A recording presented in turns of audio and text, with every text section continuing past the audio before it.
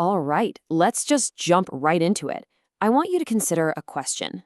It's a question that sounds like it's straight out of a disaster movie, but it's a lot closer to reality than any of us are comfortable with. What if you woke up tomorrow and the internet was just gone? Not slow, not glitchy, completely, utterly gone. No news feeds, no messages from friends, no connection to the outside world. Just silence. Just try to picture it for a second. The first thing you do is reach for your phone, right? But nothing loads. The little wheel just spins and spins. You figure, okay, the Wi-Fi must be down, so you switch to your data plan. Nothing. Dead. You look outside and you start to notice things aren't right. The traffic lights are out. People are standing on street corners just staring at their blank, useless phones with this look of total confusion. This isn't some small glitch. Let's say something catastrophic happened, like a massive solar storm, a once-in-a-century event that sent a wave of electromagnetic energy at the Earth, frying satellites in orbit and overloading the deep-sea cables that connect the continents. The internet isn't just down, it's been physically broken on a global scale. There are no zombies, no mushroom clouds, but our modern world is about to find out that it can't breathe without it. And here's the thing we all seem to forget. The internet isn't just a fun place for social media and streaming movies. That's not its real job. In reality, it has become the fundamental, invisible nervous system of our entire global civilization. Think about it. Your nervous system sends signals that let you walk, breathe, and think without you even noticing. The internet does the same thing for our society. It controls the flow of money, it manages the power grid, it guides the trucks that deliver our food. It is the backbone for, well, everything. And when you sever the spinal cord, the body becomes paralyzed, instantly. So where does the paralysis start? You might think it's communication, but you'd be wrong. The very first system to completely and utterly collapse will be money. The entire global financial network, this unbelievably complex web of transactions, is built entirely on that invisible backbone, and its failure will be immediate and absolute. This is really important to understand. The economy wouldn't crash in the way we think about it, like the stock market crash of 1929. No, it would be so much worse. It would simply evaporate. It would cease to exist. All those trillions of dollars flying around the world in automated trades every single second, frozen. The stock market, it's not down, it's just gone. An inaccessible concept. In a world without the net, the very idea of digital wealth becomes completely meaningless in the blink of an eye. Let's really break that down for a second. We live in a society that is practically cashless. Your life savings, your paycheck, your retirement fund, it isn't a pile of gold in a vault. It's just a string of ones and zeros on a server rack in a data center you've never seen. And when the connection to that server is cut, your wealth effectively vanishes. Your credit card, it's just a piece of plastic. Those payment apps on your phone, useless icons. The ATM on the corner, it's a brick because it can't connect to the bank to verify your balance. Suddenly, the only real, tangible money that exists in the entire world is the physical cash you happen to have in your pocket or stuffed under your mattress. That's it. And that brings up a question that is incredibly personal. Seriously, just take a moment and think about it. If this happened right now, at this very second, and you couldn't use a card or an ATM, how would you buy your next meal? How would you get a simple bottle of water? This is where the real panic starts to set in, not from some external threat, but from the sudden, terrifying realization that you can't provide for your most basic need. You see, this absolute financial freeze is just the first shockwave. It's the big, stunning blow. But what follows is in many ways even worse. What follows is the human cost. Once the cold, hard reality of the economic shutdown sinks in, the psychological impact of being totally and completely isolated begins to tear at the very fabric of society. We are, for better or worse, fundamentally wired for connection now. And when that's gone, we are adrift.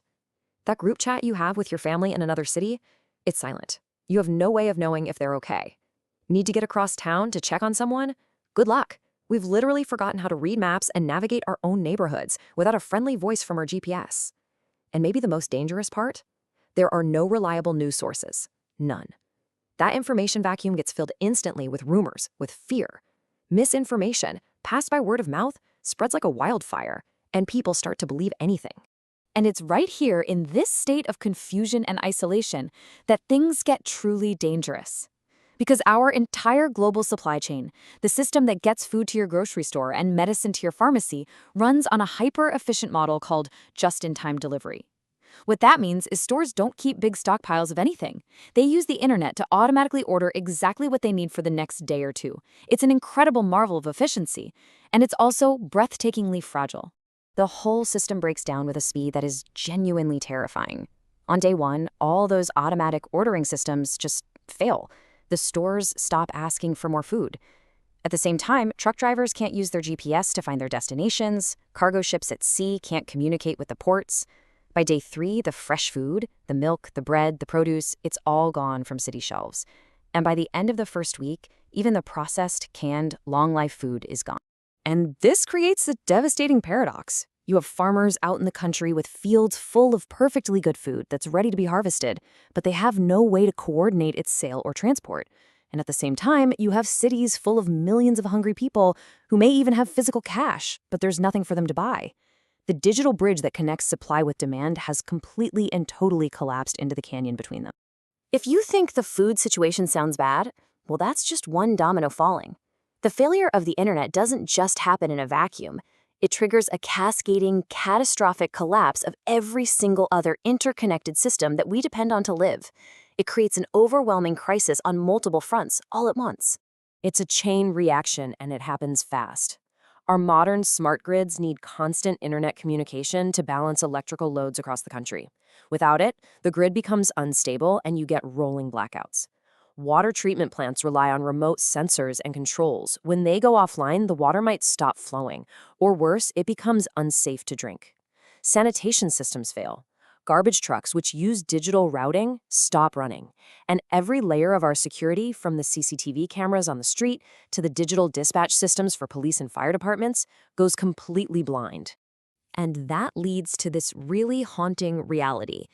All of these complex, automated machines that we have built to manage our world, the ones that keep us safe and warm and fed and healthy, they suddenly stop listening. They're not broken, not in the traditional sense.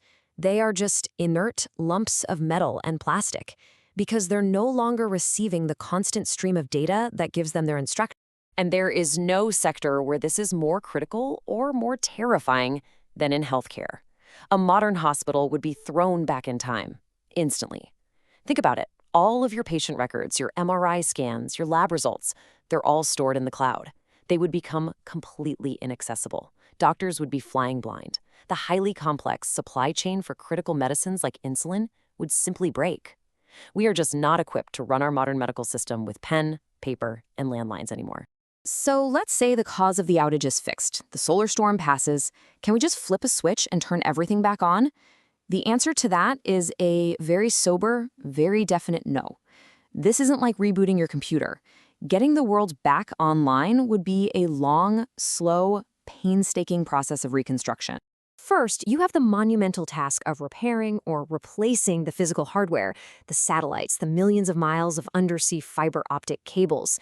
Then comes the data problem.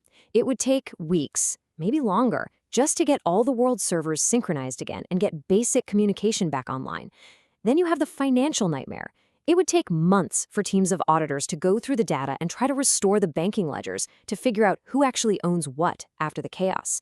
And the last step, rebuilding trust, it could take years for global companies to fully trust the digital supply chain again. We have this fantasy that our technology is magical, that we can just turn it back on. But the reality is that bringing our world back from a digital collapse would require a monumental, global human effort. We'd have to carefully and deliberately piece our civilization back together, one server, one network, one line of code at a time. Ultimately, a scenario like this, as terrifying as it is, reveals a profound truth about the world we've built. In our relentless quest for convenience and efficiency and seamless connection, we have created this magnificent, incredibly intricate civilization. It truly is a marvel. But it is a castle built in the clouds, totally dependent on invisible foundations. And maybe, just maybe, we've forgotten how fragile those foundations really are, and we've forgotten how to live on the ground. It really leaves us with a final, pretty unsettling thought. Our entire way of life, everything we know, depends on these quiet, blinking boxes in our homes and offices, and the invisible network they create. After seeing just how quickly, how completely it could all unravel, how could you ever look at one the same way again? It definitely makes you think. And if this deep dive into our fragile digital world got you thinking, do us a quick favor and hit that like button. For more explainers that break down the complex systems all around us, make sure you're subscribed. It really does help us keep making these for you. But seriously, the next time you see that little light blinking on your router, just pause for a second and think about what it truly represents.